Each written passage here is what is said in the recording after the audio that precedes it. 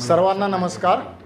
सर्वात प्रथम ज्या दोन महामानवांच्या महात्म्यांच्या जयंतीच्या निमित्तानं या सप्ताहाचं आयोजन केलेलं आहे, असे सामाजिक क्रांतीचे अग्रदूत असं ज्यांचं यथार्थ वर्णन केलं जातं असे महात्मा ज्योतिराव फुले आणि अर्थातच त्यांच्या अर्धांगिनी असणाऱ्या क्रांतिज्योती सावित्रीबाई फुले, तसेच महामानव भारतरत्न डॉक्टर बाबासाहेब आंबेडकर आणि त्यांच्या परंपरेतील पाईक असणाऱ्या सर्वांना मी अतिशय मनापासून आणि विनम्रपणानं अभिवादन करतो।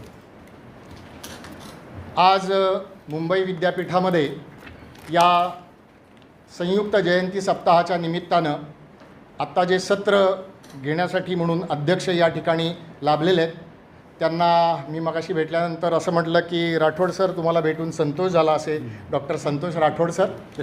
त्यानंतर ज्यांनी आग्रहपूर्वक मला या ठिकाणी निमंत्रण दिलं असे doctor Kunal Jadhav sir, doctor संदेश जाधव सर यांच्याबरोबर मी मागच्या टर्मला महात्मा फुले चरित्र साधने समितीत काही काळ एकत्र काम केलं असे संदेश जाधव सर, मुरुमकर सर, आमच्या गावाजवळ देखील एक मुरुम आहे असं त्यांना मगाशीच मी सांगितलं असे मुरुमकर सर, अन्य सर्व प्राध्यापक बंधू भगिनी आणि विद्यार्थी मित्रमैत्रिणींनो, मगाशी सोबत जेवताना जाधव सर असं म्हटले की सर तुम्ही जेवल्यानंतर सत्र घेता हे म्हणे फारच भारी आहे।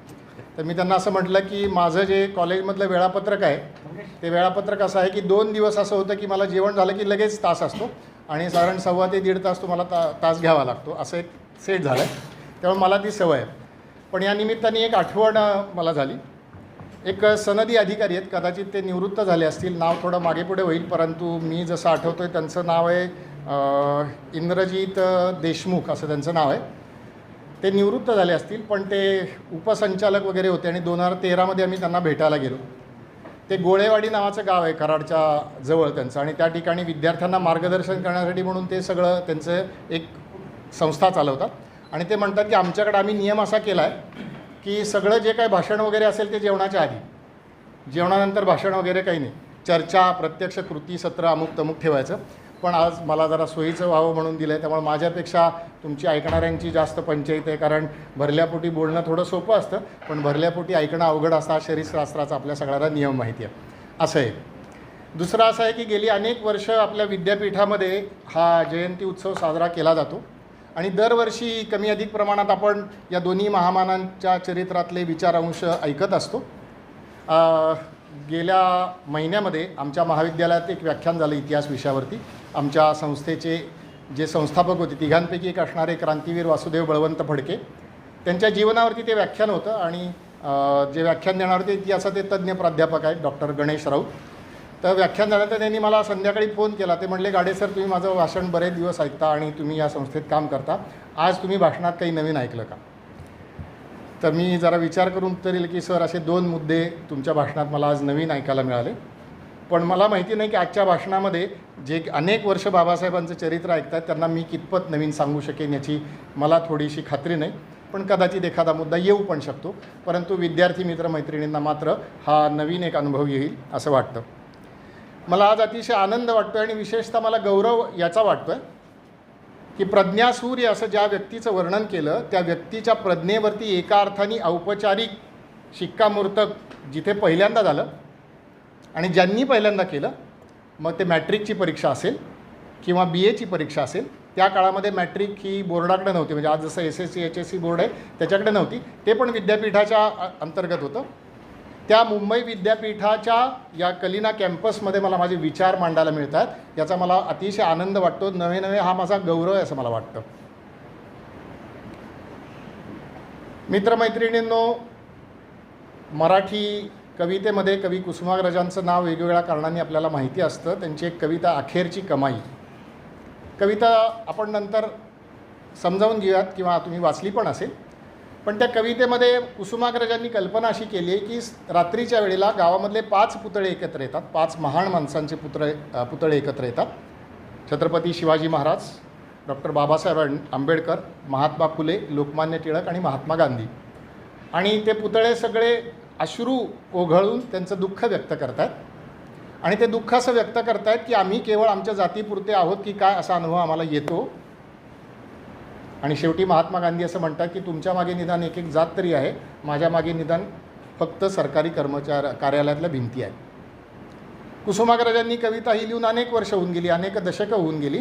आज परिस्थिती किती बदलली, सुधारली का बिघडली, याचा निर्णय आपण ज्याचा त्यांनी करावा असं मी सगळ्यांना सुचवतो किंवा विनंती करतो.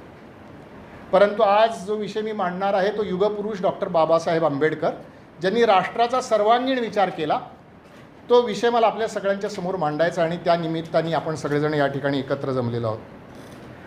ज्यावेळेला बाबासाहेबांच्या व्यक्तिमत्वाबद्दल आपण बोलायला लागतो त्यावेळेला या व्यक्तिमत्वाचे इतके असंख्य पैलू आहेत की त्याच्यावरती तासनतास बोलता येईल, परंतु एक वेळेची मर्यादा असते. त्यामुळे सुरुवात करताना आपण बाबासाहेबांचं शिक्षण काय होतं इथपासून अगदी ढोबळमानाने आपण सुरुवात करू शकतो. मी मगाशी उल्लेख केला तसं की या मुंबई विद्यापीठात, म्हणजे त्यावेळचं बॉम्बे युनिव्हर्सिटी असं त्याचं नाव होतं, त्या विद्यापीठामध्ये सुरुवातीला बाबासाहेबांनी BAची पदवी घेतली. नंतर कोलंबिया युनिव्हर्सिटीमध्ये त्यांनी MA केलं, तिथंच PhD केलं. त्याच्यानंतर त्यांना एकूण त्या सगळ्या परिस्थितीमुळे परत यावं लागलं, परंतु शिक्षण त्यांना घ्यायचं होतं म्हणून परत एकदा ते लंडनला गेले. लंडन स्कूल ऑफ इकॉनॉमिक्समध्ये ते DSc शिकले, त्याच वेळेला बॅरिस्टर झाले. त्याच्यानंतर 1952मध्ये त्यांना ऑनररी डॉक्टरेट पण देण्यात आली. असं एवढं शिक्षण आजच्या काळात देखील एखाद्या माणसाने घ्यायचं ठरवलं तरी ती केवढा आव्हानात्मक गोष्ट आहे आपल्याला माहिती आहे. आणि बाबासाहेबांची स्थिती तर इतकी बिकट होती. अस्नोडकर नावाचे गृहस्थ होते आणि त्यांनी आठवण अशी लिहून ठेवली आहे, धनंजयराव कीरांनी लिहिलेल्या चरित्रामध्ये हा उल्लेख आलेला आहे. त्यांनी असं आठवण अशी लिहून ठेवली की एका मित्रांनी पापडाची करंडी बाबासाहेबांना भेट दिली आणि दिवसाकाठी म्हणजे 24 तासात 1-2 पापड खायचे, एखादा कप चहा प्यायचा, एखादा पावाचा तुकडा आणि त्याला एवढासा लावलेला जाम, याच्यावरती बाबासाहेबांनी दिवसेंचे दिवस काढलेले आहेत. त्यामुळे विद्यार्थ्यांना किंवा ज्ञानार्जन करणाऱ्या सर्वांना जर आदर्श ठेवायचा असेल तर तो या महामानवाचा, या प्रज्ञासूर्याचा ठेवायला पाहिजे, असं त्यांचा एक पैलू आहे. दुसरा पैलू असा आहे की त्यांचं जीवित कार्य जे होतं ते आपल्या सगळ्यांना माहिती आहे. आणि जाता जाता असं एक मी नमूद करतो की बाबासाहेब आंबेडकर असं म्हटल्यानंतर साधारणपणे आपल्याकडे 2 विशेषणं अगदी स्वाभाविकपणे लावली जातात. ते म्हणजे ते दलितांचे कैवारी आहेत आणि भारतीय राज्यघटनेचे शिल्पकार आहेत. हे अगदी स्वाभाविक आहेत. पण दुःख या गोष्टीचं वाटतं की आपण त्यांना तेवढ्याच मर्यादेत बांधून ठेवलं आहे का, हा पुन्हा आपल्या सगळ्यांसाठी प्रश्न आहे. आजच्या माझ्या बोलण्यामध्ये काही उत्तरं असतील, काही प्रश्न असतील, तुम्ही विचार करा, तुम्ही तुमची उत्तरं शोधा. पण मला दुःख वाटतं की आपण त्यांना सीमित करतो की काय. त्यामुळे या महामानवाच्या व्यक्तिमत्वाचा पहिला पैलू असा आहे की शिक्षण घेतलं. दुसरा पैलू असा आहे की जी मानवतेला कलंक असणारी अस्पृश्यतेची रूढी या समाजानं शेकडो हजारो वर्ष आचरणात आणली, त्याच्याविरुद्ध एकदम कठोर संघर्ष आणि शेवटचा अगदी निर्णायक संघर्ष बाबासाहेबांनी केला. आणि त्याच्यासाठी म्हणून किंवा त्याच्याबरोबर अनेक कार्यांसाठी म्हणून त्यांनी वेगवेगळ्या संस्थांची, संघटनांची उभारणी केली. म्हणजे 1924ला बहिष्कृत हितकारिणी सभा असेल, त्यांच्यात समता संघ त्यांनी 1927च्या दरम्यान स्थापन केला असेल, त्याच्यानंतर स्वतंत्र मजदूर पक्ष असेल, शेड्युल्ड कास्ट फेडरेशन असेल, त्याच्यानंतर त्याचाच रूपांतर नंतर रिपब्लिकन पार्टी ऑफ इंडियामध्ये झालं. असं त्यांनी सामाजिक राजकीय क्षेत्रामध्ये एक विस्तीर्ण कालावधी जवळपास 35-36 वर्ष त्यांनी काम केलं आहे. 1920 हा प्रारंभ बिंदू आपण मानला तर. असं एक त्यांच्या व्यक्तिमत्वाचं पैलू आहे. तिसरा त्यांच्या व्यक्तिमत्वाचा पैलू असा आहे की जसे ते एक अत्यंत बुद्धिमान प्रज्ञावंत विद्यार्थी होते तसं लोकांनी शिकलं पाहिजे, शिका, संघटित व्हा आणि संघर्ष करा असा संदेश देऊन ते थांबले नाहीत, तर त्याला अनुकूल असं आचरण केलं, त्याला योग्य असं आचरण केलं. म्हणजे 1925पासनं त्यांनी विद्यार्थ्यांचा छात्रावास उघडला. ते नंतर अगदी 1955-56पर्यंत त्यांची जी पीपल्स एज्युकेशन सोसायटी आणि मग त्याचं मिलिंद महाविद्यालय, सिद्धार्थ महाविद्यालय, या सगळ्यांच्यामध्ये त्यांनी शैक्षणिक क्षेत्रामध्ये विद्यादानाचं कार्य केलं. हा त्याचा पुढचा एक पैलू. त्याच्यानंतर आणखीन एक पैलू आहे की समाजाला जागृत करायचं. म्हणजे काय करायचं तर रूढ परंपरा, छपाईचं तंत्रज्ञान विकसित झाल्यानंतर वेगवेगळ्या प्रकारची साप्ताहिकं, नियतकालिकं आणि मासिकं प्रसिद्ध करायची. अगदी 1920पासून ते 1955-56पर्यंत बाबासाहेबांनी या पत्रकारितेच्या क्षेत्रामध्ये जवळपास 30-32 वर्ष पत्रकार संपादक या नात्याने कार्य केलं. मग सुरुवातीला मूकनायक असेल, नंतर बहिष्कृत भारत असेल, नंतर दीर्घकाळ चाललेलं जनता असेल आणि नंतर अगदी बाबासाहेबांच्या शेवटच्या कारकिर्दीमध्ये त्यांनी सुरू केलं प्रबुद्ध भारत असेल. आता आपण प्रश्न एक आपल्याला विचारूयात, उत्तर आपण सगळेजण शोधूयात. मगाशी मी म्हटलं तसं मी आता पुनरावृत्ती करणार नाही उत्तर शोधा याची. त्या काळामध्ये म्हणजे बाबासाहेब भारतीय स्वातंत्र्य लढा चालू असताना, भारत इंग्रजांच्या गुलामगिरीत असताना जो इतकं शिक्षण घेतलेलं आहे, ज्यांनी इतक्या संस्था सुरू केलेल्या आहेत, ज्यांनी शिक्षण संस्था सुरू केल्या आहेत, ज्यांनी वर्तमानपत्र नियतकालिकं सुरू केलेली आहेत आणि अधिक आपल्या समाजाचं आणि अर्थातच राज्यघटना लिहिण्याचं एक भरीव कार्य केलेलं आहे, अशा दर्जाचे किती राष्ट्रीय पातळीचे नेते आहेत, हा प्रश्न आपण विचारल्यानंतर आपल्याला त्याचं उत्तर मिळेल असं मला वाटतं. बाबासाहेबांच्या विचाराचे आणि कार्याचे पैलू आपल्याला रोजच्या जगण्याला आपल्याला स्पर्श करतात, पण ते आपल्याला माहिती नसतात. त्याच्यातला सगळ्यात पैलू जो मला सांगायचं ते बाबासाहेब अर्थशास्त्रज्ञ होते. अर्थशास्त्रामध्ये त्यांचं जे शिक्षण होतं, मग त्यांचं BA असेल, त्यांचं MA असेल, त्यांची PhD असेल, हे सगळं त्यांचं प्रामुख्याने अर्थशास्त्रामध्ये आहे. पण बाबासाहेब अर्थशास्त्रज्ञ होते आणि त्यांचे त्याच्यावरचे विचार आहेत हे आमच्याकडच्या भल्या भल्या लोकांना माहिती नव्हतं. आणि हे विधान मी दुःखानं करतो आहे आणि जबाबदारीपूर्वक करतो आहे. आत्ताच्या आपल्या भारत देशामधले अतिशय प्रसिद्ध असणारे अर्थतज्ञ डॉक्टर नरेंद्र जाधव, जे काही काळ आमच्या सावित्रीबाई फुले पुणे विद्यापीठाचे माननीय कुलगुरू होते, त्यांनी एक प्रसंग सांगितला. हा प्रसंग 1991चा, म्हणजे बाबासाहेबांचं निधन झालं 1956ला आपल्याला माहिती आहे. त्यांच्या निधनानंतर जवळपास 40 वर्षानंतरचा हा प्रसंग आहे. त्यावेळेला डॉक्टर जाधव, नरेंद्र जाधव हे रिझर्व्ह बँक ऑफ इंडियामध्ये अधिकारी म्हणून कार्यरत होते आणि त्यावेळेला डेप्युटी गव्हर्नर होते रंगराजन नावाचे. नंतर ते गव्हर्नर झाले. मैं प्रमाणित करता हूँ म्हणून आपल्या खिशात ज्या काही नोटा असतील त्याच्यात आज जे गव्हर्नर त्यांचं नाव आहे, पण रंगराजन त्याचे गव्हर्नर पण झाले नंतर. तर त्यावेळेला त्यांचं एक भाषण तयार करायचं होतं आणि ज्यावेळेला असं भाषण असतं त्यावेळेला ते देशाला दिशा देणारं असतं आणि आपल्या एकूण धोरण ठरवणारं असतं. तेव्हा त्याची अंतर्गत चर्चा होते, त्याची शास्त्रीय पद्धतीनं चिकित्सा होते आणि मग ते भाषण प्रेझेंट होतं. आणि त्याच्या दरम्यान चर्चा करत असताना डॉक्टर नरेंद्र जाधव असं म्हणाले रंगराजन यांना, डेप्युटी गव्हर्नर आहेत त्यावेळेचे 1991 सालचे, की तुम्ही जे विचार मांडताय ना ते डॉक्टर बाबासाहेब आंबेडकरांनी केव्हाच मांडलेले आहेत. त्याच्यानंतर जे रंगराजन म्हणाले ते दुःख वाटण्यासारखी स्थिती होती. ते असं म्हणाले की तुम्ही खरंच म्हणताय का डॉक्टर जाधव, बाबासाहेब कसं बोलतील अर्थशास्त्राबद्दल. किती दुःख वाटण्यासारखी परिस्थिती. अर्थातच डॉक्टर नरेंद्र जाधव तिथे थांबले नाहीत, मग त्यांनी ते सगळं त्यांना समजावून सांगितलं. नंतर डॉक्टर नरेंद्र जाधवनी त्या विषयावरती अनेक पुस्तकं लिहिली. पण महत्त्वाचा मुद्दा असा आहे की अर्थशास्त्र जे आपल्या जीवनाला रोज स्पर्श करतं त्याच्यामध्ये भरीव कामगिरी बाबासाहेब आंबेडकरांनी केलेली आहे, ही आपल्याला लक्षात घेण्याची गोष्ट आहे. मी मगाशी म्हटलं तसं की बाबासाहेबांचं पहिलं जर शिक्षण म्हटलं तर ते अर्थशास्त्रातलं आहे. आणि मग अर्थशास्त्र या विषयावरती त्यांनी निबंध, प्रबंध, त्यांचा PhDचा प्रबंध असं सगळं त्याच्यामध्ये लिहिलं. 2-3 गोष्टींचा मी उल्लेख करतो. Evolution of provincial finances in British India नावाचा त्यांचा एक प्रबंध आहे की ब्रिटिशांचं भारतावरती राज्य होत असताना पैसे कसे गोळा होतात कर रूपानं, ते केंद्र सरकारकडे, म्हणजे आजच्या भाषेत समजायला म्हणून केंद्र सरकारकडे कसे येतात आणि त्याचा खर्च कसा होतो याचा एक लेखाजोखा त्यांनी मांडलेला आहे. आणि दुसरा जो त्यांचा लंडन स्कूल ऑफ इकॉनॉमिक्स, जी जागतिक दर्जाची संस्था आहे, त्या ठिकाणी त्यांनी जो प्रबंध लिहिला त्याचं नाव त्यावेळेचं वेगळं होतं, पण नंतर आपण आता त्याला द प्रॉब्लेम ऑफ रुपी या नावाने ओळखतो. असे अजून 2-3 प्रबंध, निबंध सांगता येतील असे बाबासाहेबांनी लिहिले.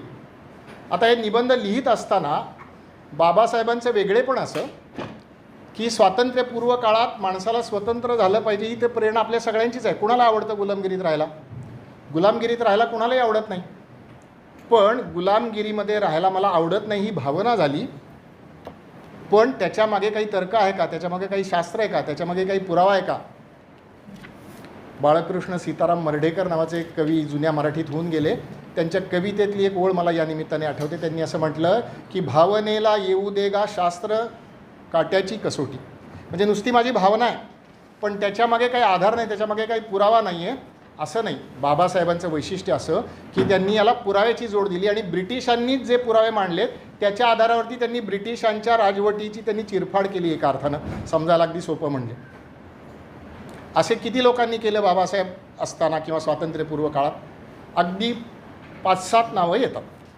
त्याच्यातलं पहिलं नाव आहे दादाबाई नौरोजींचं, ज्यांनी त्या संसदेमध्ये म्हणजे इंग्लंडच्या संसदेमध्ये याच्या विरुद्ध लिहिलं. त्याच्यानंतर एक मराठी माणूस पण आहे, त्यांचं मुख्य कार्य हे बंगालमध्ये झालं, ते सखाराम गणेश देऊसकर. देशेर कथा किंवा हितवादी असं त्यांचा लेखनाचं नाव आहे, त्याच्यामध्ये त्यांनी याचा उल्लेख केला. रोमेशचंद्र दत्त नावाचे एक इतिहासकार आहेत, त्यांनी एक लिहिलं. विल ड्युरांट केस फॉर इंडिया नावाचा एक प्रबंध त्यांनी नंतर लिहिला 1930मध्ये. आणि पंडित सुंदरलाल जे महात्मा गांधींचे अनुयायी होते, या 5-7 लोकांनी ब्रिटिशांनी भारताचं शोषण कसं केलं याच्याविषयी आकडेवारीनिशी लिहिलं. की तुमच्याकडे एवढा पैसा जमा झाला, त्याच्यातला एवढा तुम्ही असा खर्च केला, तेवढा तुम्ही तसा खर्च केला. बाबासाहेबांचं वैशिष्ट्य असं की त्यांनी आकडेवारीच्या आधारावरती ब्रिटिशांना जसं साध्या भाषेत म्हणतो ना आरसा दाखवणे, हे बघा तुम्ही काय करा, तुम्हीच लिहिलं आहे. आकडे त्यांनी मनसे गोळा केले, तुम्ही छापले, त्याच्यातनं मी सांगतो.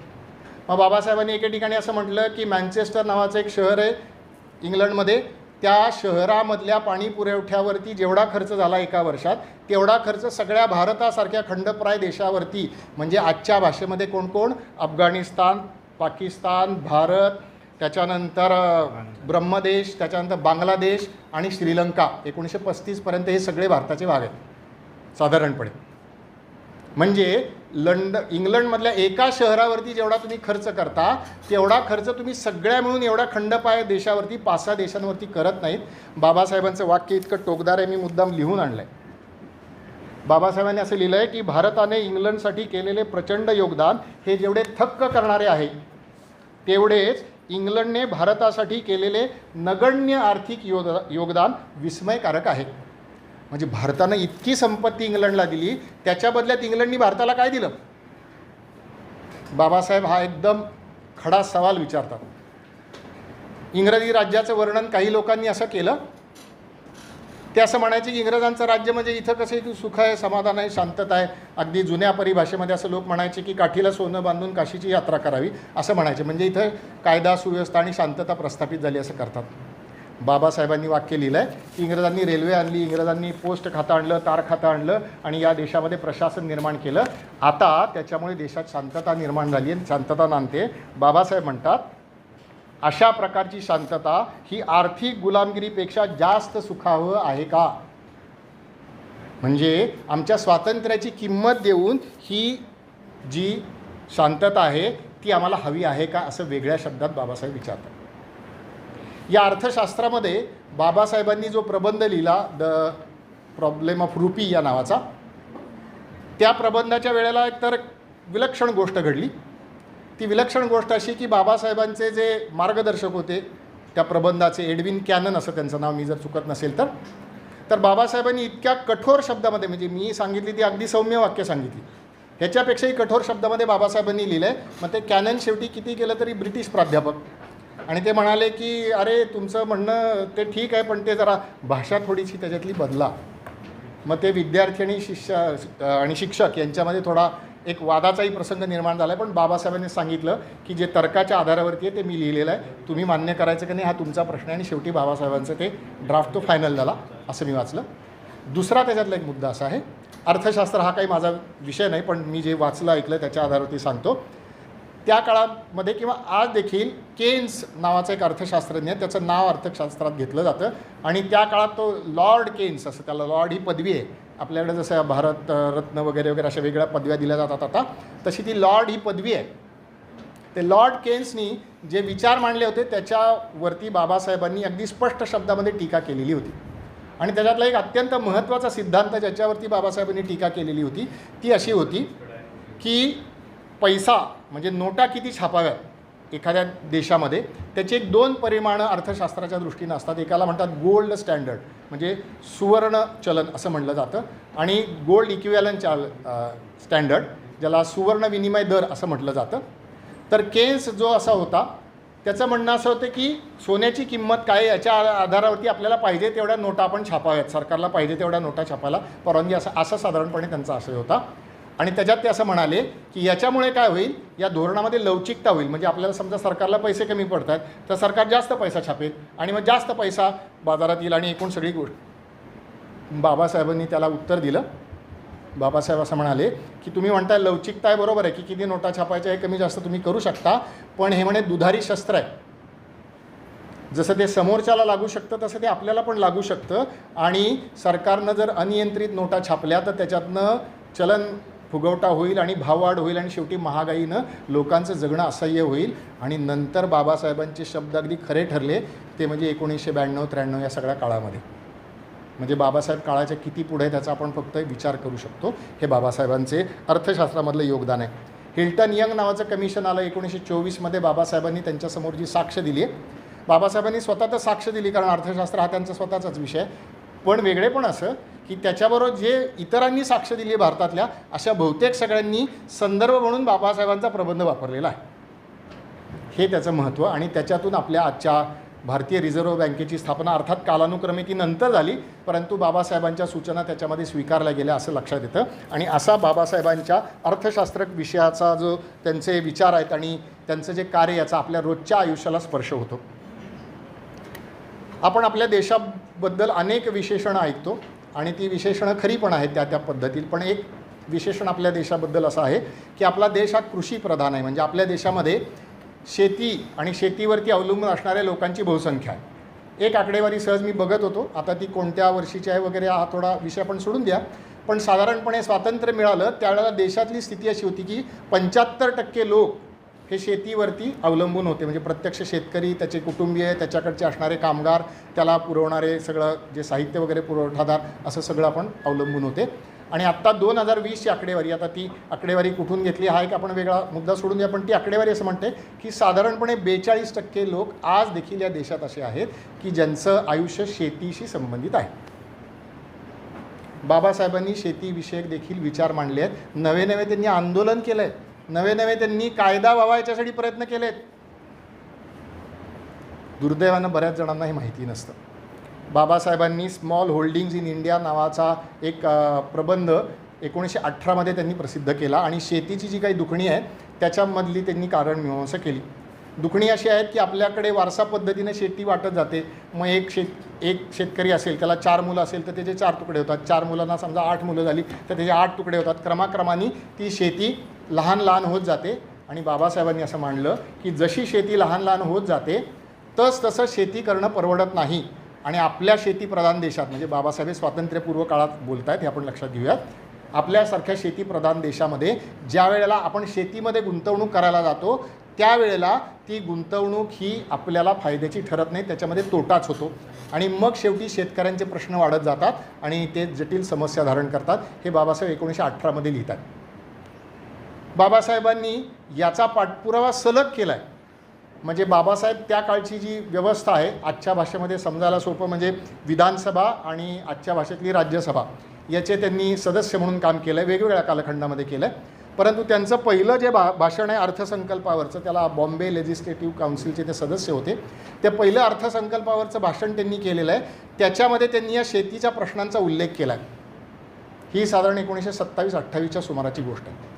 नुसता उल्लेख करून बाबासाहेब थांबलेले नाहीत. नंतर 1933 ते 1938 जशी जवळपास 6 ते 7 वर्ष सत्याग्रह झाला. इथून जवळच झालेला आहे. अलिबाग जो जिल्हा आहे, आता मला वाटतं त्याचं नाव आपण रायगड केलं, त्या काळचं नाव अलिबाग असेल, आता तो आपण बघून घेऊयात. पण त्याच्यामध्ये चरी नावाचं एक छोटंसं गाव आहे आणि त्या गावातले सगळे शेतकरी एकत्र आले आणि त्यांनी असं म्हटले की सरकार इतक्या जुलमी पद्धतीनं आमच्याकडून कर घेते, त्याला त्या काळचा शब्द शेतसारा, आम्ही शेती करणारच नाही, मला शेती परवडतच नाही. त्यामुळे 7 वर्ष शेतकऱ्यांनी शेतीचा संप केला. आता तुम्ही कल्पना करू शकता की 7 वर्ष शेतीचा संप केल्यानंतर ही मंडळी जिवंत कशी राहिली असती. या संपामध्ये सक्रिय सहभाग बाबासाहेब आंबेडकरांचा राहिलेला आहे. त्यांच्याबरोबर अन्य देखील लोक त्याच्यामध्ये आहेत. त्याच्यामध्ये काही जणांचं नाव घ्यायचं झालं तर नारायण नागू पाटील, नाना पाटील असं एक, अनंतराव चित्रे एक जण आहेत, सुरबा नाना टिपणीस असे एक, आणि रावबहादूर सीताराम केशव बोले यांचं एक वेगळं स्थान आहे चरित्रामधलं, पण आज त्या विषयात जायचं नाही म्हणून सोडून द्या. अशी सगळी मंडळी त्यांच्याबरोबर आहेत. बाबासाहेबांनी त्या परिषदेचे 1 वर्ष अध्यक्ष म्हणून काम केलं. बाबासाहेब नंतर 1937ला निवडून आले. 1935चा जो इंडिया ॲक्ट आहे त्याच्यानुसार निवडणुका झाल्या आणि बाबासाहेब बॉम्बे लेजिस्लेटिव्ह काउन्सिलवरती निवडून आले आणि त्यांनी एक विधेयक मांडलं, खोती विधेयक असं त्याला म्हणलं जातं. तर खोती म्हणजे पद्धत काय, तर मध्ययुगीन काळामध्ये, म्हणजे समजायला अगदी महाराष्ट्रातल्या लोकांना सोपं, म्हणजे छत्रपती शिवाजी महाराजांच्या पूर्वी इथं व्यवस्था अशी होती, विशेषतः आदिलशाहीच्या राज्यामध्ये, की कोकणामध्ये डोंगरदऱ्यामध्ये शेती करणं जरा अवघड आहे. त्यामुळे कुणाला तरी असं सांगायचं की तू पाहिजे तशी शेती करून घे, आम्हाला एवढे पैसे आणून दे, तू किती पैसे घेतील हा तुझा मुद्दा आहे. याला म्हणायचं खोत. म्हणजे आजच्या भाषेमध्ये त्याला काय म्हणूयात, मिडलमन म्हणलं पाहिजे, एजंट म्हणलं पाहिजे, आता तुम्ही शब्द शोधून काढा, पण तसे खोत. आता यांच्याकडे शेकडो हजारो एकर शेती आहे. बरे सगळे शिकले सवरलेले लोक, शेती करणारे, तशा अर्थानं लिहिता वाचता न येणारे लोक. मग काहीतरी कागदावरती लिहायचं, त्यांचे अंगठे उठवून घ्यायचे आणि वेठ बिगारी, ज्याला बॉन्डेड लेबर असं इंग्रजीमध्ये म्हणतात, अशी पण पद्धती या कोकणामध्ये अस्तित्वात होती आणि ती लगेचच्या लगेच तुम्ही संपवा, याच्यासाठी बाबासाहेबांनी विधेयक आणलेलं आहे या बॉम्बे लेजिस्लेटिव्ह काउन्सिलचे सदस्य असताना. अर्थात त्यावेळेला ते संमत होऊ शकलं नाही, त्याला नंतर 10-12 वर्ष जावी लागली. नंतर 48पासून क्रमाक्रमानं आपण त्या सुधारणा होत गेल्या. म्हणजे दरवेळेला आपल्या लक्षात असं येतं की बाबासाहेबांनी सांगायचं आणि भारताने नंतर 10, 12, 15, 20, 25, 30, 50 वर्षांनी ते प्रत्यक्षात आणायचं. इतकं काळाच्या पुढं बघणारे हे महामानव आहेत, आपण लक्षात घ्या. मग त्याच्यामध्ये त्यांनी मागण्या काय केल्यात? बाबासाहेबांनी मागणी अशी केली की खोतीची सिस्टीम आहे की जी माणसाला अधिकार नाकारते ती तुम्ही बंद करा. दुसरं, बाबासाहेब असं म्हणतात की शेतीवरती जो तुम्ही कर लावता ना, त्या कराचं एक विचित्र प्रमाण त्याच्यामध्ये असं होतं की श्रीमंतांना कमी कर आणि गरिबांना जास्त कर, असं अगदी समजायला सोपं म्हणून सांगता येईल. अशी जी ते पद्धत आहे ती तुम्ही बंद करा. ज्यांच्याकडे तुलनेने कमी शेती आहे त्यांना तुम्ही माफ केला पाहिजे, अशी दुसरी मागणी बाबासाहेबांची आहे. तिसरी मागणी अशी आहे की उत्पादन खर्च आणि त्याच्यातनं येणारं उत्पन्न याचं तुमचं जे कोष्टक असतं त्याप्रमाणे तुम्ही ते सगळं ठरवता, तसं करता कामा नये. पाऊस किती पडतो, बाकीच्या सगळ्या गोष्टी कशा होतात त्याच्याप्रमाणे किमती कार्यवरती होतात, ते विचारात घेऊन तुम्ही शेतीमालाला भाव दिला पाहिजे. अशा मागण्या बाबासाहेब करताना आपल्याला दिसतात. त्यामुळे आज आपण जे अन्न खातो ते अन्न आपल्या ताटात येण्यापूर्वी ते अन्न पिकवणारा जो शेतकरी आहे त्याचं आयुष्य सुखाचं, समाधानाचं आणि न्यायाचं असलं पाहिजे, याच्यासाठी काम करणारे असे बाबासाहेबांचे विचार या निमित्तानं आपण सगळ्यांनी समजावून घेतले पाहिजे. बाबासाहेबांच्या जीवनातलं वैशिष्ट्य आणखीन एक असं आहे, ते म्हणजे त्यांचं महिलांच्या विषयी असणारं धोरण, महिलांच्याबद्दल सन्मान देणारं त्यांचं धोरण. बाबासाहेबांच्या जीवनातलं एक वर्ष आपल्या सगळ्यांना माहिती असतं, ते वेगळ्या संदर्भात माहिती असतं. ते म्हणजे 1927 साल. महाडचे सत्याग्रह केले बाबासाहेबांनी. महाडचा साधारणपणे एका सत्याग्रहाची चर्चा होते आणि काही जण असं ते जोडून 2 सत्याग्रह लागोपाठ बॅक टू बॅक झालेत असं म्हणतात, पण तसं नाही. 1927 मार्चमध्ये एक सत्याग्रह झाला आणि डिसेंबरमध्ये दुसरा झाला. तर या दरम्यान बाबासाहेबांनी एक आपल्या स्त्री कार्यकर्त्यांची, महिला कार्यकर्त्यांची त्यांनी वेगळी सभा घेतली आणि त्यांनी आपल्या कार्यकर्त्यांना आणण्यानं नियमच घालून दिला आहे. नियम असा आहे की एकट्या पुरुषांनी सभेला यायचं नाही. घरातली तुमची जी स्त्री असेल, मग तुमची आई असू द्या, तुमची बहीण असू द्या, पत्नी असू द्या, मुलगी असू द्या, जे कोणी घरातल्या महिला असतील त्यांना बरोबर घेऊन सभेला यायचं. म्हणजे वैचारिक जागृती ही महिलांच्यापर्यंत पोहोचवण्याचा कृतीशील आग्रह बाबासाहेबांनी धरलेला आपल्याला दिसतो. आणि मग मुलगी शिकली, प्रगती झाली, या वाक्याचा उगम तिथे आहे की काय असं आपण विचार करू शकतो असं जाता जाता मला वाटतं. पण हा एक 1927ला ही परिषद घेतली, ही एक आहे. आणि आजच्या विषयाच्या मर्यादेत किंवा वेळेच्या मर्यादेत दुसऱ्या एका परिषदेचा मी उल्लेख करतो, ही नागपूरला घेतलेली आहे बाबासाहेबांनी, 1932मध्ये घेतली आहे. देशभरातल्या हजारो महिला कार्यकर्त्यांचं त्या ठिकाणी अधिवेशन भरलेलं आहे, त्याच्यामध्ये बाबासाहेबांची भाषणं झालेली आहेत. ही महिला कार्यकर्त्यांसाठीची भाषणं आहेत. त्याच्यातले 2 मुद्दे जे आहेत ते आज देखील कमी अधिक प्रमाणात लागू आहेत. किती कमी आणि किती अधिक आपण विचार करूयात. 27च्या परिषदेमध्ये बाबासाहेबांनी भाषण असं केलं, त्याच्यातले काही उपदेश आहेत ते तात्कालिक आहेत, ते आपण सोडून द्यात, पण त्यातला महत्त्वाचा उपदेश बाबासाहेबांनी जो केला आणि तो विशेषतः आजच्या तरुण मित्रमैत्रिणींना मला सांगायचा आहे तो असा आहे. बाबासाहेब असं म्हणतात की तुमचा नवरा, तुमचा मुलगा, तुमचा भाऊ जर दारू पिऊन घरात आला तर त्याला घरात घेऊ नका, त्याला घरातून बाहेर काढा, त्याला निर्व्यसनी राखण्यामध्ये तुम्ही तुमची जबाबदारी स्वीकारा.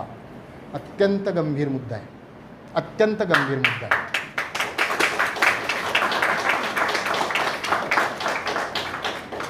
आणि आज व्यसनांची काय स्थिती आहे? अनुभव आपला सगळ्यांचाच आहे. मला एकट्याला सुधीर गाडेला जीवनाचा अनुभव आहे आणि तुम्हाला असं नाही असं अजिबात नाही. आपल्या सगळ्यांना अनुभव आहे. व्यसनाची किती बिकट स्थिती आहे तिकडं आपल्या सगळ्यांचं लक्ष असलं पाहिजे. एक मुद्दा, उपमुद्दा म्हणून मला सांगायचा आहे. तो उपमुद्दा असा आहे की जगातल्या एकूण विशेषतः मादक द्रव्यांचा व्यापार करण्याचा एक अभ्यास केला, अनेक लोकांनी केलेला आहे. ड्रग कार्टेल असं त्याला म्हटलं जातं साधारणपणे. आणि त्याच्यातला एक ठळक निष्कर्ष आहे. मुंबईसारख्या शहरात आपण बसलो आहे, मी पुण्यासारख्या शहरात आहोत. आज या शहरामधली स्थिती अशी आहे की तुमच्या खिशामध्ये स्वतःसाठी खर्च करायला पैसे असतील किंवा तुमच्या वतीनं खर्च करणारा कोणीतरी चांगला मित्र मैत्रीण तुमची असेल तर तुम्हाला पाहिजे त्या दर्जाचं मादक द्रव्य म्हणजे ड्रग्ज तुम्हाला उपलब्ध होतं. ही अत्यंत शोकांतिका किंवा घातक अशी स्थिती आपल्या समाजाची आज देखील आहे. मी सांगत होतो की अभ्यास काय केला जगातल्या लोकांनी.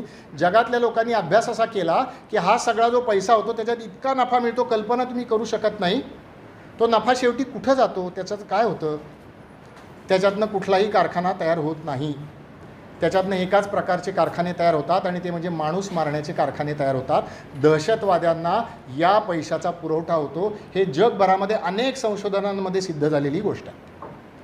त्यामुळं आपल्या भारतातल्या मुलामुलींनी विशेषतः लक्षात ठेवलं पाहिजे की तुम्ही सगळेजण अत्यंत चांगल्या वातावरणात आहात, चांगले शिक्षक तुम्हाला लाभलेले आहेत, तुमच्यावरती आईवडिलांनी चांगले विचार तुमच्यामध्ये रुजवण्याचा प्रयत्न देखील केलेला आहे. तुम्ही याच्यापासून दूर आहातच, पण चुकून जर तुमच्या माहितीत असं जर कुणी असेल तर त्याला बाहेर काढण्यासाठी तुम्ही करा. आणि त्याला एकच वाक्य तुम्ही सांगा की ज्या क्षणी भारतातला कोणताही व्यक्ती, बरं त्याच्यामध्ये असं नाही आहे की फक्त तरुण मुलं घेतात, तर एक सर्वे 2019 सालचा असा आहे की 17 वर्ष आणि त्याच्या खालचे साधारणपणे 5% लोक हे मादक द्रव्याचं व्यसन करतात 13 वर्षापासून. धक्कादायक आकडेवारी आहे. आणि 18 वर्ष म्हणजे ज्याला आपण लिगली मॅच्युअर ज्याला म्हणतो त्याच्यापासूनचे साधारण 15% साधारण आकडेवारी अशी आहे, ते हे व्यसन करतात ड्रग्जचं. एकच वाक्य तुम्ही त्याला अगदी कळकळीने सांगा, ज्या क्षणी तुम्ही ड्रग्ज विकत घ्यायला पैसा देता त्या क्षणी कुणातरी एका भारतीयाचा मृत्यू तू घडवावास या सगळी जी यंत्रणा चाललेली दहशतवाद्याची, त्याला तुम्ही पैसा देता. बाबासाहेबांनी सांगितलं आहे आणि विशेषतः ही महिलांवरती जबाबदारी दिलेली आहे, हे महत्त्वाचं. पण तरुण मित्रांना पण हे आव्हान आहे की जरी महिलांवरती जबाबदारी असली तरी त्यांच्यावरती ढकलून मोकळे व्हायचं नाही आपल्याला. आपण तर चांगले वागतो आहोत, पण आपल्या मित्रमैत्रिणींना चुकून जर सापडले असतील तर करा. हा एक गंभीर मुद्दा जरा मला आग्रहपूर्वक सांगावं असं वाटतं दरवेळेला मुलामुलींशी, तरुण मुलामुलींशी बोलताना म्हणून. आणि 1932 साली बाबासाहेबांनी जे नागपूरमध्ये भाषण केले त्याच्यामध्ये बाबासाहेब असं म्हणतात की तुम्ही कोणत्याही अर्थानं तुमच्या पतीपेक्षा कमी आहात असं समजू नका, तुम्ही त्याची बरोबरीची साथीदार व्हा. किती काळाच्या पुढचं बोलत आहेत बाबासाहेब. कुटुंब व्यवस्थेचा आज देखील आपण घटक आहोत. तुम्ही बघा आजूबाजूला आपली घरं, कुटुंब, काय अनुभव, तुम्ही विचार करा, तुम्ही निर्णय काढा. त्यामुळं महिलांचं योगदान हे बरोबरीचं आहे बाबासाहेब सांगतात आणि तो सन्मानाची जाणीव ते महिलांना देतात. हे बाबासाहेबांचं त्याच्यामधचं कार्य. नंतर बाबासाहेबांनी आणखीन एक कार्य केलं, कालानुक्रमे आपण जरा थोडंसं जाऊयात क्रोनॉलॉजिकली. बाबासाहेब व्हाईसरॉय काउन्सिलमध्ये मंत्री वगैरे होते, आपल्या सगळ्यांना माहिती. मजूर मंत्री म्हणून साधारणपणे उल्लेख केला जातो, परंतु कामगार खात्याबरोबर त्यांच्याबरोबर आणखीनही 10-12 खाती जवळपास त्यांच्याकडे होती वेगवेगळी. तर त्या काळामध्ये बाबासाहेबांनी महिलांच्यासाठी म्हणून विशिष्ट कायदे केलेले आहेत, कामगारांचे मंत्री म्हणून. एक प्रसंग तर इतका विलक्षण आहे, 1943 आहे तो होते. बाबासाहेब त्यावेळेचे मजूर मंत्री आहेत, म्हणजे कॅबिनेट मिनिस्टर आहेत आजच्या भाषेमध्ये. धनाबाद नावाची खाण आहे बिहारमध्ये, मला वाटतं गँग्स ऑफ वासेपूर नावाचा तुम्ही जर चित्र, हां झारखंडमध्ये, आता झारखंडमध्ये, धन्यवाद सर. तर गँग्स ऑफ वासेपूर नावाचा तुम्ही चित्रपट जर बघितला असेल तर कदाचित तो त्या स्टोरीवरती असं सांगितलं जातं. आता त्या सोडून द्या. पण विलक्षण गोष्ट अशी आहे की बाबासाहेब त्या ठिकाणी गेले. आता मंत्री गेल्यानंतर कसे करतात वगैरे वगैरे हा ज्याचा त्याचा अनुभव आहे. पण बाबासाहेब असं म्हटले की हे लोक कुठे चाललेत, ते म्हटले जमिनीखाली जवळपास 1.5-पाऊण किलोमीटर ते चालले. 1.5-पाऊण किलोमीटर. बाबासाहेब म्हटले मला तिथे जायचं आहे. लगेच लोक असं नाव तुमच्या कार्यक्रमात लिहिलेलं नाही असं खाली जायचं, साहेब तुम्ही जाऊ नका, जीवाला धोका आहे. नाही म्हटले, ही महिला जाते. आणि बाबासाहेबांनी काय बघितलं, एक गरोदर असलेली तरुण स्त्री तिथं खाली जाऊन ती वर येताना बघितली. कल्पना करू शकता, जिच्या पोटामध्ये आता बाळ वाढते आणि ती जन्म देईल काही दिवसामध्ये, अशी एक तरुणी ती खाली गेली. आणि ती वरती आल्यानंतर बाबासाहेबांनी बघितलं आणि बाबासाहेब स्वतः तिथं खाली गेले. आणि खाली गेल्यानंतर कसा जीव गुदमरतो ऑक्सिजन कमी असल्यामुळे याचा स्वतः अनुभव केला बाबासाहेबांनी. जाता जाता बाबासाहेबांनी चर्चा केल्या महिलांशी विशेषतः की किती का पगार मिळतो, मग पुरुषांना किती मिळतो, तुम्हाला किती मिळतो. आणि मग बाबासाहेबांनी 2 कायदे महिलांसाठी केले, आणखी नाही केले पण 2 कायदे या 2 घटनांच्या संदर्भामध्ये. ते म्हणजे महिलेला प्रसूतीपूर्व आणि प्रसूतीनंतर हक्काची रजा दिली पाहिजे. आज आपण आता त्या अर्थाने खूप प्रगती केली आणि पुढे आलो संघटित क्षेत्रामध्ये, परंतु महिलांचा त्यांनी विचार केला, हा कायदा आहे. आणि दुसरा बाबासाहेबांनी एक कायदा केला, ते म्हणजे समान काम समान वेतन.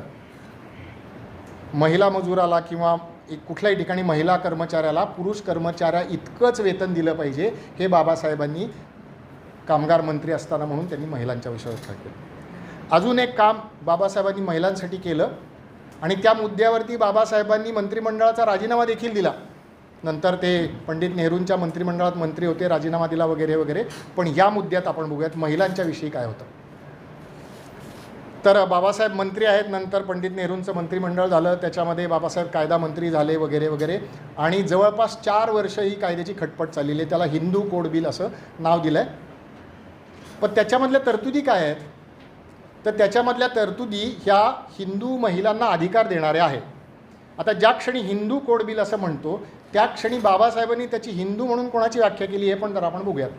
तर बाबासाहेबांनी त्याच्यामध्ये जे स्वतःला हिंदू म्हणतात, म्हणजे जे वैदिक हिंदू आहेत ते पण आहेत, त्याच्यामध्ये जैन आहेत, त्याच्यामध्ये बौद्ध आहेत, त्याच्यामध्ये लिंगायत आहेत आणि सर्व निसर्गपूजक लोकसुद्धा आहेत.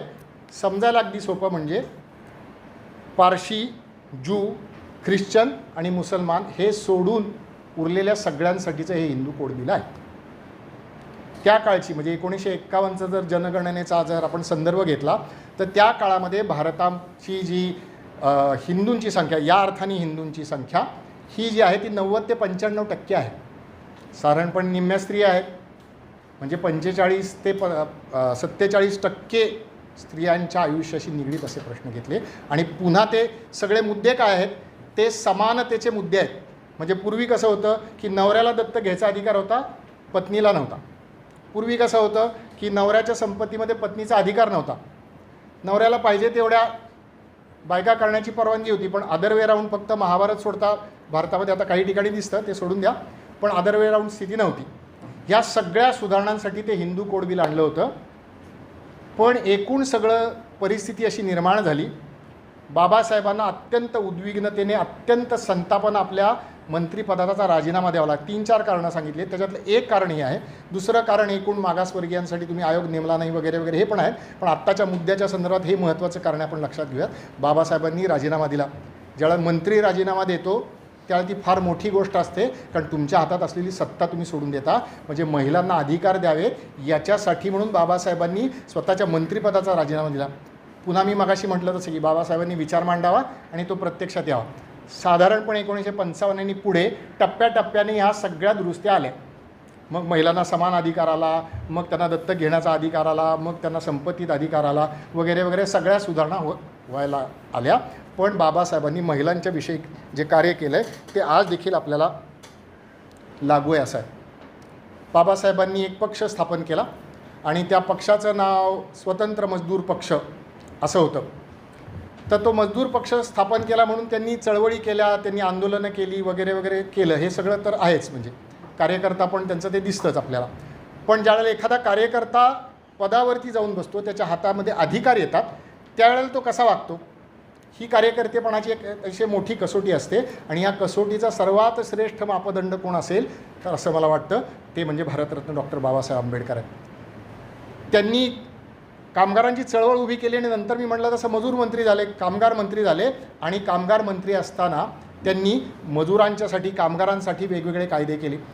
त्याच्यातला एक कायदा असा होता की पूर्वी कामगारांना, म्हणजे औद्योगिकरण क्रमाक्रमाने इंग्लंडपासून पसरलं सगळीकडे, इंग्लंड युरोपपासून सगळीकडे पसरलं, त्यावेळेला कामगारांना 12-12, 14-14 तास काम करावं लागायचं. बाबासाहेबांनी पहिली गोष्ट केली ते म्हणजे कामाचे तास निश्चित केले, की एका दिवसात 8 तासाची तुमची शिफ्ट असेल, हे बाबासाहेबांनी निश्चित केलं. दुसरं बाबासाहेबांनी असं निश्चित केलं की किमान वेतन कायदा आज देखील आहे आणि तो दर काही वर्षांनी तो बदलत असतो, आपल्या सगळ्यांना माहिती आहे. पण किमान वेतनाचा कायदा बाबासाहेबांनी तयार केला की एखादं काम करण्यासाठी किती वेतन दिलं गेलं पाहिजे कामगाराला, याचा कायदा बाबासाहेबांनी केला. त्याच्यानंतर बाबासाहेबांनी पुढच्या अजून 2 गोष्टी केल्या. ते म्हणजे सर्व ठिकाणी वाद हे उत्पन्न होतात, आपली एक बाजू असते, दुसऱ्याची एक बाजू असते, पण ते वाद सोडवण्याची एक व्यवस्था असते, लवाद त्याला म्हणलं जातं किंवा ट्रायब्युनल असं म्हणलं जातं.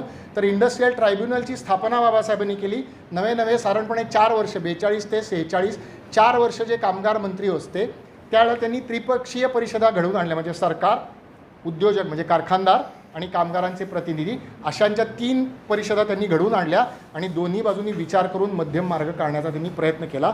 कामगार क्षेत्रामध्ये त्यांनी केलेलं हे योगदान आहे. बाबासाहेबांचं जे मानवी मूल्य आहे ना, ते इथं आपल्याला बघायला मिळतं. आता हे झालं की तुमच्या कामाचे तास निश्चित केले, तुम्हाला पगार किती मिळावा हे निश्चित केलं. पण बाबासाहेबांना जी अपेक्षा आहे ती पुढच्या पिढीकडून सुद्धा आहे. आणि बाबासाहेबांनी आग्रहपूर्वक ह्याच्यामध्ये असं म्हटलं की कामगारांच्या मुलांना शिक्षण येण्याची व्यवस्था आपण निर्माण केली पाहिजे. आणि ही व्यवस्था निर्माण करण्यासाठी म्हणून काही ना काही यंत्रणा बाबासाहेबांनी त्याच्यामध्ये निर्माण केल्या. अशा प्रकारचं बाबासाहेबांचं कामगार क्षेत्रामध्ये असलेलं काम आपल्याला बघायला मिळतं. आणखीन एका विषयाचा आपल्या जीवनाला रोज स्पर्श होतो आणि आपल्या सगळ्यांना माहिती आहे की प्राचीन भाषा असलेल्या संस्कृतमध्ये पाण्याला जीवन असं म्हटलं आहे. याला जीवन ऐसे नाव, पाण्याला जीवन असं म्हटलं आहे. पाण्याचा संघर्ष, महाडचा, चौदार चाळ्याचा सत्याग्रह वगैरे वगैरे ह्या तर गोष्टी आहेतच, त्याच्याबद्दल काही प्रश्नच नाही. परंतु या काळामध्ये म्हणजे 42 ते 46 या काळामध्ये बाबासाहेब पाणी खात्याचे देखील मंत्री होते आणि त्या काळामध्ये एक घटना अशी घडली. ही घटना 1943 मधली आहे. आपण भारताचा भूगोल जरा डोळ्यासमोर आणूयात आणि मग ही सगळी घटना आपण ऐकूयात. बाबासाहेब बसलेले आहेत दिल्लीमध्ये आणि घटना कुठं घडली तर घटना आजच्या ओडिशा नावाचा जो प्रांत आहे तिथं घडली. दामोदर नावाची नदी आहे. त्या दामोदर नदीला प्रचंड मोठा पूर आला. काही गावं वाहून गेली, हजारो लोकांची घरंदारं सगळी वाहून गेली आणि त्या नदीची परिस्थिती अशी होती की ती नदी आपलं पात्र बदलते, म्हणजे आज इथून वाहील, उद्या तिथून वाहील, पुढच्या वर्षी इकडून वाहील असं होते. आणि मग अस्वस्थ होऊन त्या प्रांतामधले एक काँग्रेस पक्षाचे कार्यकर्ते होते, त्यांनी बाबासाहेबांना एक पत्र लिहिलं, अतिशय तळमळीनं पत्र लिहिलं की बाबासाहेब, या दामोदर नदीला आलेल्या पुरानं आमचं इतकं नुकसान झालं आहे, तुम्ही आता मंत्री आहात, तुम्ही याच्यावरती काहीतरी तोडगा काढा. बाबासाहेबांच्याकडे ज्यावेळेला हे पत्र आलं त्यावेळेला बाबासाहेबांनी त्या प्रश्नाचा मुळातून अभ्यास केला. हे बाबासाहेबांचं अजून एक वैशिष्ट्य. तोपर्यंत बाबासाहेबांनी अभियांत्रिकीचं म्हणजे इंजिनिअरिंगचं रूढार्थानं शिक्षण घेतलेलं नाही आहे. इरिगेशन किंवा वॉटर मॅनेजमेंटचं तसं शिक्षण रूढार्थानं घेतलेलं नाही आहे असं मला वाटतं. पण बाबासाहेबांनी स्वतः याचा अभ्यास केला आणि त्यांनी अभ्यास असा केला की अमेरिकेमधल्या टेनेसी नावाच्या नदीवरती जशा प्रकारचा प्रकल्प राबवण्यात आलेला आहे तसाच प्रकल्प या ठिकाणी राबवला गेला पाहिजे. त्याची सगळी परियोजना त्यांनी तयार केली आणि ती परियोजना प्रत्यक्षात आणण्यासाठी म्हणून त्यांनी एका गृहस्थांची निवड केली. आता बघा, आजच्या प्रांताच्या भाषेत आपण ही घटना समजावून घेऊयात. बाबासाहेब आहेत महाराष्ट्रातले, आजच्या महाराष्ट्रातले. ते बसलेले दिल्लीमध्ये, पूर आलेला ओडिशामध्ये आणि त्यांनी जो माणूस निवडून काढला या सगळ्या प्रकल्पासाठी ते होते त्यावेळच्या पंजाबमधले आणि त्यांचं नाव आहे A.N. खोसला असं त्यांचं नाव आहे. आणि त्यांना सांगितलं की या प्रकल्पाचे तुम्ही प्रमुख व्हा आणि आपल्या भारतीयांची दुःख दूर करण्याची जबाबदारी आपली सगळ्यांची आहे आणि म्हणून तुम्ही या प्रकल्पाची सुरुवात करा. आता 43ला पूर आला, मग ती सगळी योजना आणि ती प्रत्यक्ष कार्यान्वित व्हायला साधारणपणे 4 ते 5 वर्ष गेली. दरम्यान बाबासाहेब या खात्याचे मंत्री राहिले नाहीत. परंतु ज्यावेळेला या प्रकल्पाचं उद्घाटन झालं त्यावेळेला बाबासाहेबांना आवर्जून त्या ठिकाणी विशेष पाहुणे म्हणून बोलावण्यात आलेलं होतं आणि या खोसलांनी आपल्या भाषणामध्ये त्याचं श्रेय पण बाबासाहेबांना दिलं की बाबासाहेब, तुम्ही ही जी कल्पना मांडली ती आज आम्ही प्रत्यक्षात आणली आहोत असं त्यांनी दिलं. आता त्याच काळामध्ये बाबासाहेबांनी जलमंडळाची पण त्यांनी स्थापना केली आणि पाण्याचा वापर हा अनेक गोष्टींसाठी आपण गृहीत धरून पाण्याचं नियोजन केलं पाहिजे. हा महत्त्वाचा मुद्दा. म्हणजे शेतीसाठी लागतं, पिण्यासाठी लागतं, घरातल्या कामांसाठी लागतं, उद्योगांसाठी लागतं, असा सगळा विचार करून केला पाहिजे.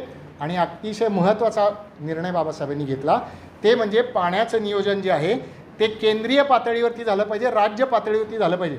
नाहीतर ही नदी आमच्या गावातनं वाहते म्हणजे ही आमच्या मालकीची आहे असं कुणी म्हणता कामा नये. अगदी समजायला सोपं म्हणून मी सांगतोय, हे बाबासाहेबांच्या शब्दाने आपण लक्षात घेऊयात. तर याचं नियोजन जे आहे ते वरिष्ठ स्तरावर म्हणजे राज्य पातळीवरती आणि देश पातळीवरती झालं पाहिजे म्हणून जल आयोगाची त्यांनी स्थापना केली आणि एक विलक्षण स्वप्न बाबासाहेबांनी पाहिलं. विलक्षण स्वप्न कसं आहे तर आपल्या देशामध्ये असं आहे की पावसाळ्याच्या काळात धो पाऊस पडतो, सगळ्या नद्या अशा दुथडी भरून वाहतात जुन्या मराठीमध्ये, पण उन्हाळ्याच्या काळात टँकर बोलावं लागतं. ती आजची पण स्थिती आहे. बाबासाहेबांनी त्या काळामध्ये नद्या जोडल्या गेल्या पाहिजेत, पाणी इकडून तिकडं नेलं पाहिजेत अशा प्रकारची कल्पना मांडली आणि त्याचं काही ना काही काम सुरू झालं. पण अर्थातच बाबासाहेबांना कार्यकाळ मिळाला कमी आणि त्यामुळे ते पूर्ण होऊ शकलं नाही. परंतु नदी जोड प्रकल्प नंतर 50-60 वर्षांनी आपल्या देशामध्ये अस्तित्वात आणण्याची आपण खटपट केली. काही दिवसांपूर्वी मी एक छोटा व्हिडिओ बघितला, बहुतेक तो आंध्र प्रदेशातला होता. तिथं एका नदीचं पाणी उचलून त्या मोटारच्या साह्यानं कसं जवळपास अर्धा-1 किलोमीटर वरती उचलून ते नेलेलं असं ते दाखवलेलं होतं त्याच्यामध्ये. म्हणजे बाबासाहेबांनी जे 42, 43, 44 साली सांगितलं ते आज आम्ही 2025-26 मध्ये सुद्धा आम्ही करतोय किंवा अजून ते करायचं बाकी आहे. इतकं काळाच्या पुढं असणारे बाबासाहेब आहेत म्हणून ते त्या अर्थाने युगपुरुष आहेत असं आपण लक्षात घेऊयात. बाबासाहेबांच्या व्यक्तिमत्वाचा विचार करताना आपण असा केला पाहिजे तो म्हणजे बाबासाहेब हे संरक्षण विषयक विचार देखील बाबासाहेबांनी मांडलेले आहेत की देशाची एकूण व्यवस्था कशी असली पाहिजे. बाबासाहेबांचे साहित्य आणि विचार आपण बारकाईनं बघितलं तर आपल्या लक्षात असं येतं की भारताला स्वातंत्र्य मिळणार आहे ह्याची जाणीव बाबासाहेबांना बऱ्यापैकी आधी झालेली असावी, असं आपल्याला रीडिंग बिटवीन द लाईन्स असं ज्याला इंग्लिशमध्ये म्हणतात तशाने आपल्याला त्यांची कृती, त्यांचं बोलणं आणि त्यांचे एकूण कार्य याच्यावरून आपल्याला म्हणता येतं. पण बाबासाहेबांचा मुद्दा असा होता की स्वतंत्र भारत झालेला आहे, तो स्वतंत्र राहण्यासाठी आपण काय केलं पाहिजे याच्याविषयी देखील बाबासाहेबांनी अगदी बारकाईनं विचार केला आणि अगदी बारकाईनं त्यांनी सूचना देखील केल्या. एक विलक्षण सूचना जी फक्त बाबासाहेबांनी केली ना, आज देखील ती प्रत्यक्षात आली नाही, ती येईल नाही येईल हा सगळा एक चर्चेचा भाग आहे, आपण तो सोडून देऊयात. परंतु ती विलक्षण सूचना अशी आहे, ते म्हणतात की दिल्ली ही भारताची राजधानी म्हणून ती चुकीची आहे, भारताला दुसरी राजधानी असली पाहिजे. दिल्ली भारताची राजधानी चुकीची आहे असं बाबासाहेब म्हणतात, ती नुसती भावना नाही आहे, त्याला ते कारणं देत आहेत, त्याला ते तर्क देतात. ते पहिलं असं देत आहेत की मध्ययुगीन काळामध्ये दिल्ली हे भारताची केंद्रीय सत्ता म्हणून स्थिर झाली, त्या काळामध्ये लोकांनी निवडून दिलेलं म्हणजे लोकप्रिय सरकार किंवा राजा बादशाह तिथं नव्हता, त्यामुळे लोकप्रिय सरकारचा तो निर्णय नाही. नंबर 1. दुसरा मुद्दा असं सांगतात की दिल्लीचं एकूण जे हवामान आहे ते इतकं विषम आहे, म्हणजे आपण अगदी भारताच्या दक्षिण टोकापासून सुरुवात केली तर दिल्लीपर्यंत इतकं आहे. म्हणजे केरळमध्ये 1 मेला साधारणपणे मान्सून येतो किंवा 1 जूनला 1 मेला मान्सून येतो, तो दिल्लीमध्ये पोचायला 2 महिने लागतात, तोपर्यंत तिथं उन्हाळा असतो. एक उदाहरण दिलं, कडाक्याचा उन्हाळा, कडाकीची थंडी हे आहे दिल्लीचं. आणि दुसरं असं आहे की दक्षिण टोकाला असलेल्या माणसाला, म्हणजे कन्याकुमारीतला उदाहरणार्थ माणूस आहे, तर त्याला दिल्लीमध्ये जायचं हजारो किलोमीटरचा प्रवास करून जायचं हे लागतं. या सगळ्या कारणांमुळे भारताला दुसरी राजधानी असली पाहिजे. आणि बाबासाहेबांनी संरक्षणाचे एक कारण दिले, अर्थात ते आता तंत्रज्ञानाच्या आधारावरती ते तशा अर्थाने मागं पडले आपण लक्षात घेऊयात. पण बाबासाहेब म्हणतात की शत्रूंनी जर आक्रमण केलं आपल्या डावी उजवीकडून, नकाशात आपण बघूयात, डावी उजवीकडून आक्रमण केलं तर सीमेपासून दिल्ली ही बऱ्यापैकी जवळ आहे आणि ती शत्रूच्या हाती पडली तर भारताचं स्वातंत्र्य धोक्यात येऊ शकतं. त्यामुळे अगदी मध्यामध्ये भारताची राजधानी असली पाहिजे, असं अगदी मध्यामध्ये असली पाहिजे असं म्हणल्यानंतर आपल्या डोळ्यासमोर लगेच महाराष्ट्र आला. बाबासाहेब महाराष्ट्राचे आहेत, म्हणजे आपण बांधत नाही त्यांना, पण बाबासाहेबांनी भारताची दुसरी राजधानी हैदराबाद असली पाहिजे असं त्यांनी सांगितलं. आता हा विचार कोणत्या अन्य राष्ट्रीय नेत्यांनी केला आहे मी तरी आजपर्यंत वाचलं नाही, कोणाला माहिती असेल तर मला जरूर सांगा. त्यामुळं अशा प्रकारचा विचार त्यांनी केलेला आहे. अजून एक बारकाईचा विचार बाबासाहेबांनी केला, ते म्हणजे बाबासाहेबांनी जी भाषावार प्रांतरचनेची सगळी खटपट आपल्या देशामध्ये झाली, आज देखील होते, त्याच्यावरती देखील बाबासाहेबांनी विचार करून मुद्दे मांडलेत. आणि हे मुद्दे केव्हापासून मांडतात बाबासाहेब, तर बाबासाहेब 1958पासून मुद्दे मांडत आहेत. जवळपास 1955-56पर्यंत बाबासाहेबांचे वेगवेगळे लेख, त्यांचे भाषणं, त्यांचं आणखीन सगळं साहित्य याच्यावरती उपलब्ध आहे. 1928 म्हणण्याचं कारण असं की त्या वर्षी नेहरू कमिशन नावाचं एक कमिशन काँग्रेसनं नेमलं होतं, इंडियन नॅशनल काँग्रेस, आणि पंडित मोतीलाल नेहरू हे त्या कमिशनचे अध्यक्ष होते. आणि त्यांनी एक रिपोर्ट सादर केला, काँग्रेसला सादर केला, तो इंग्रज सरकारला केलेला नाही आहे. आणि त्याच्यात त्यांनी असं म्हटलं की भाषावार प्रांतरचना देशामध्ये झाली पाहिजे, एका भाषेचं एक राज्य असलं पाहिजे, असं साधारणपणे 1928मध्ये झालं. बाबासाहेबांनी त्याच्या विरोधामध्ये असलेली आपली तर्कशुद्ध भूमिका ही आपल्या पद्धतीनं मांडली आणि अगदी ती शेवटपर्यंत मांडलेली आहे. त्या भूमिकेमध्ये बाबासाहेबांनी काय असं मांडलं आहे, तर ती भूमिका अशी होती, अगदी समजायला सोपं, म्हणजे एक भाषा एक राज्य, म्हणजे सगळ्या मराठी बोलणाऱ्यांचं एक राज्य, सगळ्या पंजाबी बोलणाऱ्यांचं एक राज्य, सगळ्या तमिळ बोलणाऱ्यांचं एक राज्य वगैरे वगैरे. बाबासाहेब म्हणतात एक भाषा एक राज्य नव्हे, एक राज्य एक भाषा. आता आपल्याला असं वाटेल की हा शब्दांचा खेळ आहे का, एक शब्द पहिला उचलला शेवटी ठेवला आणि शेवटचा पहिला घेतला, तसं नाही, ह्याच्यामध्ये मुळात फरक आहे. बाबासाहेब असं म्हणतात की 3 कसोट्या तुम्ही त्याला लावल्या पाहिजेत, 2-3 कसोट्या त्याला लावल्या पाहिजेत. ते म्हणजे एका भाषेचं एक राज्य केल्यानंतर ते आर्थिकदृष्ट्या स्वयंपूर्ण होणार आहे का, म्हणजे व्यावहारिक आहे का, प्रशासनाच्या दृष्टीनं ते सोयीचं आहे का. दुसरं म्हणजे हे जे आपण राज्य करू त्याचे इष्ट आणि अनिष्ट असे काय परिणाम होतील, प्रो अँड कॉन्स, हे दोन्ही बाजूंनी आपण विचार केला पाहिजे. आणि तिसरं, याच्यातून अजून काही नवीन समस्या निर्माण होणार नाही ना, इकडं आपण लक्ष दिलं पाहिजे. अशा 3 कसोट्या लावल्या पाहिजेत. आणि बाबासाहेब असं म्हणतात की एक राज्य एक भाषा असली पाहिजे. म्हणजे काय, तर बाबासाहेब असं म्हणतात की त्या काळात जी राज्य होती ती अगदी मोठी होती, आगडबंब अशी ज्याला मराठीतलं विशेषण देता येईल अशी मोठी होती. तर ती छोटी राज्य केली पाहिजे जिथं सामान्यातल्या सामान्य माणसाला राजधानीपर्यंत अगदी कमीत कमी वेळात येता आलं पाहिजे गरजेच्या कारणानुसार. अशा प्रकारची ती राज्य असली पाहिजेत. आणि बाबासाहेब तिथं एक असा इशारा देतात की ज्या वेळेला आपण एक भाषा एक राज्य हे सूत्र आपण स्वीकारू त्यावेळेला आमच्या राज्याचं भलं कसं होईल याच्यापेक्षा शेजारच्या राज्यापेक्षा आमची स्पर्धा कशी होईल इकडं जास्त लक्ष जाणार नाही ना. आता तुम्ही सगळ्या आजच्या परिस्थिती ताडून पहा की अशा घटना होत आहेत की नाही होत आहेत. त्यामुळे बाबासाहेबांनी प्रशासनाच्या दृष्टीनं असलेली छोटी राज्य असावीत अशा प्रकारची मागणी आपल्याला केलेली दिसते.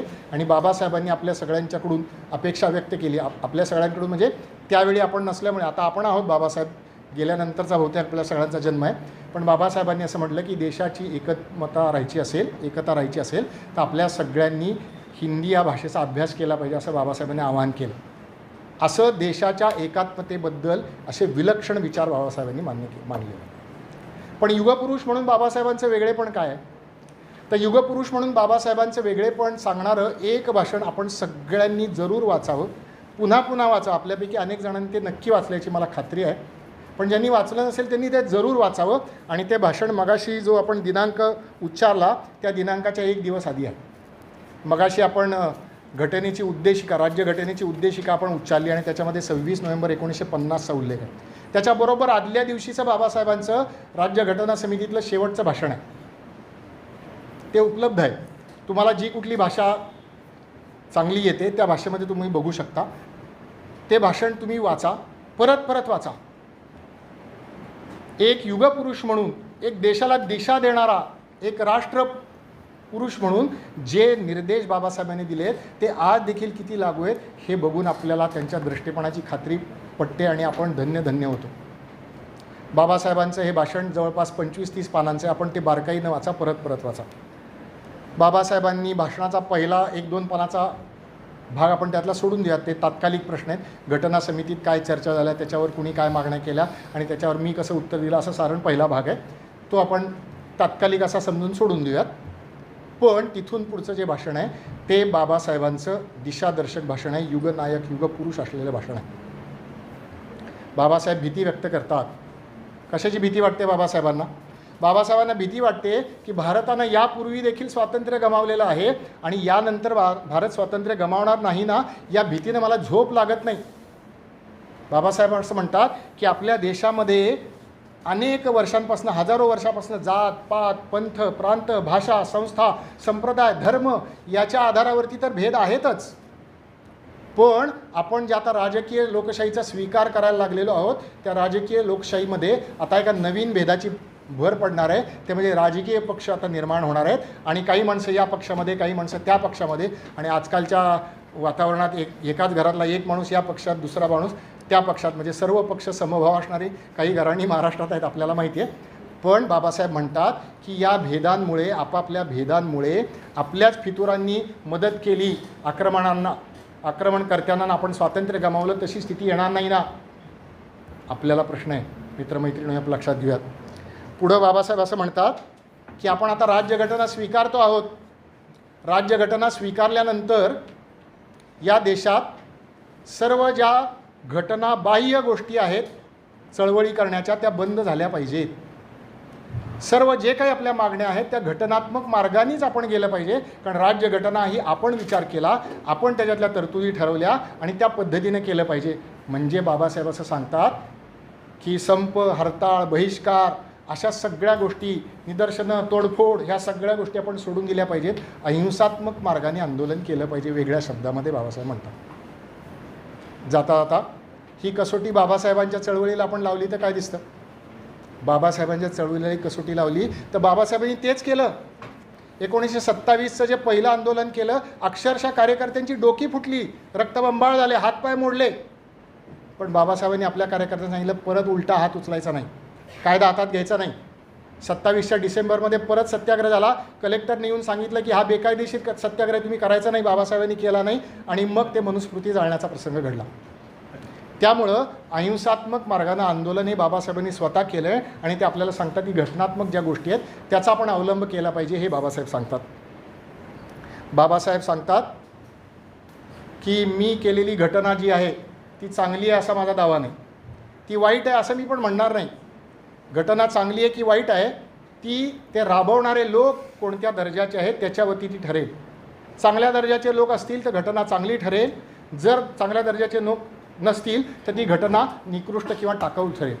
म्हणजे काय मित्रमैत्रिणींनो, म्हणजे ही जबाबदारी आपल्यावरती आहे. बाबासाहेब वेगळ्या शब्दात असं म्हणतात की चांगला माणूस घडवा, चांगले लोक घडवा, त्याच्याप्रमाणे या राज्यघटनेच्या आधारे आपल्या सगळ्या देशातला राज्यकारभार आणि सगळ्या प्रश्नांचा निकाल लावता येईल.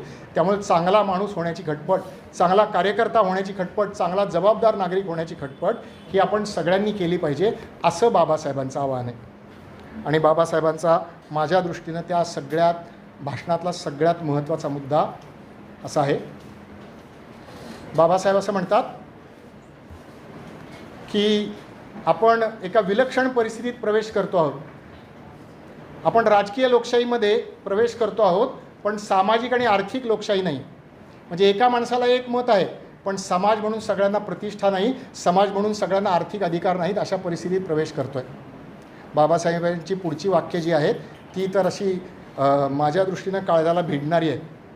ज्यांनी घटना निर्माण केली, प्रचंड परिश्रम केले, 7,500पेक्षा जास्त दुरुस्त्या आल्या, त्यामधल्या जवळपास 2,500 दुरुस्त्यांवरती चर्चा झाली आणि त्या प्रत्यक्षात आणण्यात आल्या. असं सगळं संविधान निर्मितीचं, राज्यघटना निर्मितीचं कार्य केलेला हा घटनाकर्ता, घटनाकार, युगपुरुष, महामानव बोलतोय.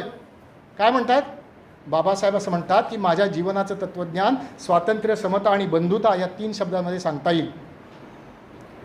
पुढचं वाक्य असं आहे, अपरिमित स्वातंत्र्य हे समतेवर घाला घालतं. त्याच्या पुढे बाबासाहेब म्हणतात, अनिर्बंध समता ही स्वातंत्र्याचा संकोच करते. त्यामुळे सगळ्यांना कशाचंही स्वातंत्र्य आहे, सगळ्याचीच समता आहे असं चालणार नाही. त्याला कुठली तरी एक मर्यादा आपण ओळखूया. बाबासाहेबांची पुढची वाक्य काळजाला भिडणारी मला वाटली ती अशी आहेत. बाबासाहेब असं म्हणतात, घटनाकर्ते बाबासाहेब असं म्हणतात, माझ्या तत्त्वज्ञानामध्ये स्वातंत्र्य आणि समता यांचं रक्षण करण्यासाठी राज्यघटनेची म्हणजे कायद्याची तरतूद आहे. पण कायद्याच्या आधारावरती स्वातंत्र्य आणि समता यांचा अनुभव येईल असं मात्र मला खात्री देता येणार नाही. किती विलक्षण यातना झाल्या असतील आपण कल्पना करू शकतो. आणि मी अगदी फास्ट फॉरवर्ड करून एक प्रसंग तुम्हाला सांगतोच. 2015 सालची बातमी, इंडियन एक्सप्रेसमधली, तामिळनाडू प्रांतातली बातमी. काय बातमी आहे? एका छोट्या गावामध्ये एका व्यक्तीच्या आजोबांचं निधन झालं आणि मग निधन झाल्यानंतर ती जी काही अंत्ययात्रा काढायची त्याची एक पद्धत असते प्रत्येक ठिकाणी, जी काही तुमची चालीरीत असेल त्याप्रमाणे. तर त्या माणसाने ठरवलं की गावातला जो मुख्य रस्ता आहे त्याच्यावरनं अंत्ययात्रा काढायची. पण त्या गावामध्ये 2015 साली ही स्थिती होती. घटना स्वीकृत केल्यानंतर इतक्या वर्षांनी त्या गावातल्या लोकांनी सांगितलं, असं चालत नाही, आजपर्यंत आपल्या गावात घडलेलं नाही आहे, तुला करता येणार नाही. आणि स्वातंत्र्य, आपण मगाशी म्हटलं संचार स्वातंत्र्य आपल्या सगळ्यांना आहे, सार्वजनिक रस्त्यावरनं जाण्याचं स्वातंत्र्य आपल्या सगळ्यांना आहे, पण त्या माणसाला ते करता आलं नाही. मग माणसाने काय केलं? कायदेशीर इलाज केला. त्यांनी मद्रास हायकोर्ट, नाव तेच आहे मला वाटतं, बदललेलं नाही पण हायकोर्टाचं, मद्रास हायकोर्टामध्ये त्यांनी याचिका दाखल केली. उच्च न्यायालयाने सगळं विचारात घेतलं आणि त्याच्या बाजूने निकाल दिला. भारतामध्ये संचार स्वातंत्र्य आहे, त्यामुळे सार्वजनिक रस्त्यावरून जाण्याची मनाई कुणालाही करता येणार नाही असा निर्णय दिला. आणि ज्या वेळेला समजा दुसरा असा प्रसंग घडला दुःखाचा यांच्या घरात, तर पोलिसांनी त्याला मदत करावी असा आदेश दिला न्यायालयाने. म्हणजे कोणी दिला?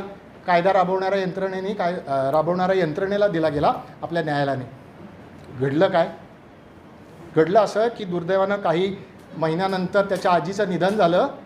सगळं पोलीस प्रशासन एकत्र आलं, DYSP, तहसीलदार, सगळे लोक एकत्र आले आणि त्यांनी सांगितलं की इथं कायदा आणि सुव्यवस्थेचा प्रश्न निर्माण होतो आणि ह्याच 5-50 लोकांना, म्हणजे ज्यांच्या घरात मृत्यू झाला आहे त्यांनाच गाड्यांमध्ये भरून टाकलं आणि त्यांना नेऊन मग परस्पर त्यांचे अंत्यसंस्कार करण्यात आले. आता तुम्ही बाबासाहेबांचं 49 वाक्य परत एकदा ऐका की माझ्या तत्त्वज्ञानामध्ये स्वातंत्र्य आणि समता यांचा अनुभव येण्यासाठी कायद्याची तरतूद आहे, पण कायद्याच्या आधारावरती स्वातंत्र्य आणि समता याचा अनुभव येईलच याची खात्री मी देऊ शकत नाही. किती पुढचं दिसतंय बाबासाहेबांना, किती काळजाला वेदना झाल्या असतील. पण बाबासाहेबांनी अत्यंत महत्त्वाचा मार्ग शेवटी सांगितला आहे.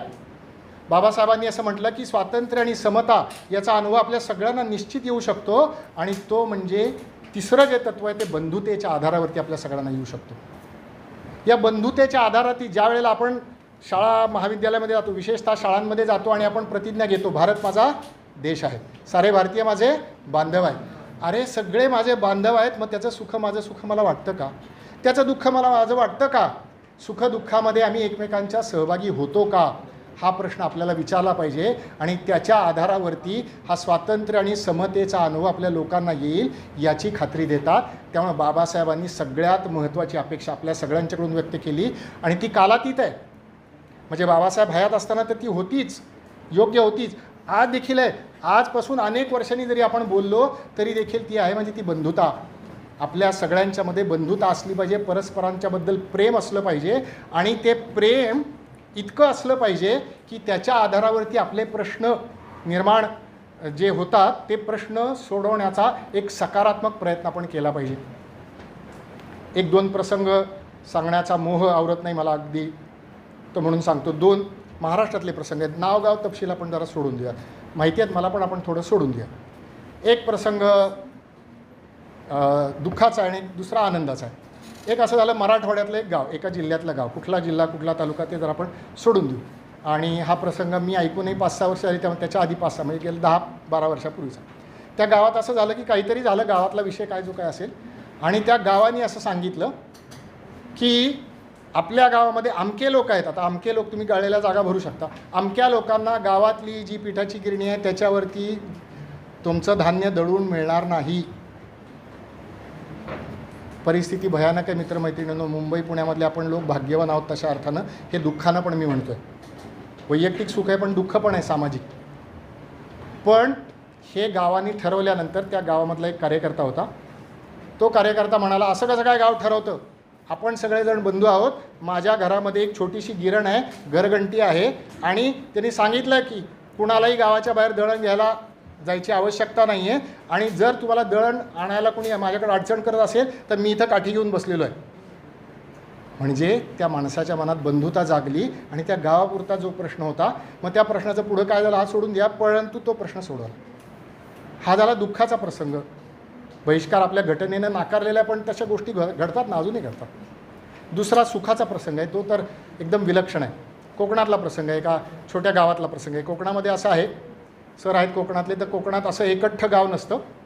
इथं 5-10 घरं, मग ती एक वाडी ती एक वाडी असं असतं. आणि मग घरामध्ये मंगल कार्य, लग्न आहे, तर लग्नाची निमंत्रण आपण देतो. मग आता कुणाशी किती संबंध आहेत, कोण किती जवळचा वगैरे वगैरे, हे पत्रिका देण्याचा हा एक व्यावहारिक भाग आहेच, ते आपण सोडून द्यात. पण त्या गावामध्ये वहिवाट अशी चाललेली होती, हा पण प्रसंग एक 10-15 वर्षापूर्वीचा, फार जुना मी सांगत नाही. वहिवाट अशी चाललेली होती की अमुक एका 10-12 वाड्यातले लग्न असलं ना की त्यांनी तमुक एका 1-2 वाड्यामध्ये निमंत्रण द्यायची नाही. हे चाललेलं आहे, कधीपासून चाललं आहे कुणाला माहिती, पण चाललेलं आहे. पण तिथं असाच एक बंधुतेची भावना, ज्याच्या मनामध्ये तीव्र असा एक कार्यकर्ता होता, त्याच्या घरातलं लग्न होतं, आणि त्याने ठरवलं की नाही ही परिस्थिती आपण बदलली पाहिजे. आणि त्यांनी असं केलं की त्या वाडीतले लोकांना जे काय त्यांचे संबंध असतील त्यांना मी निमंत्रण देणार आणि ते लग्न झालं. गावामध्ये बातमी पसरली. आजपर्यंत आपल्या गावामध्ये त्या वाडीतल्या लोकांना पण बोलवलं नाही. तू कसा काय बोलवतो, तू त्यांना बोलवलं तर आम्ही तुझ्या पंक्तीला जेवणार नाही. आता काय करावं, भांडणार कोणाशी तुम्ही सांगा ना, आपलेच दात आपलेच ओठ. त्या कार्यकर्त्यांनी अत्यंत नम्रपणानं हात जोडून विनंती केली, माझ्या घरचा मंगल प्रसंग आहे, तुम्ही आणि ते असं माझ्या दृष्टीनं भेद नाही, आपण सगळे गाव आहोत, आपण सगळे एकत्र आहोत. मी त्यांना प्रेमानं आग्रहानं बोलवलं आहे, तसं तुम्हालाही बोलवलं आहे, आपण आहोत, तुम्ही कृपा करून लग्नाला आहे. आता तिथला बंधुतेचा फरक हा तिथून पडायला सुरुवात झाली. आणि मध्ये मी माहिती घेतली, आज त्या गावामध्ये परिस्थिती अशी आहे की ही जी अघोषित बंदी होती ना, निमंत्रण यांनी त्याला द्यायचं नाही, त्यांनी याला द्यायचं नाही, ही मोडलेली आहे आणि आता ही सरमिसळ झालेली आहे. म्हणजे किती द्रष्टे आहेत बाबासाहेब, स्वातंत्र्य समतेचा अनुभव हा बंधुतेच्या आधारावरती येऊ शकतो हे सांगणारे बाबासाहेब द्रष्टे आहेत. आणि या युगपुरुषाचं म्हणणं जर आचरणात आणायचं असेल तर त्यांचा बंधुता आचरणात आणण्याची आपण खटपट करूया. त्याप्रमाणे आपण कर्तृत्व गाऊयात आणि बाबासाहेबांच्या विचारांच्या प्रकाशात आपण वाटचाल करूयात, हे नम्र आवाहन करतो. उठा बंधुनो, आज गाऊया कर्तृत्वाची गाणी, काळ उद्याचा कोरित येईल आपुल्या कर्तृत्वाची लेणी, काळ उद्याचा कोरित येईल आपुल्या कर्तृत्वाची लेणी. धन्यवाद.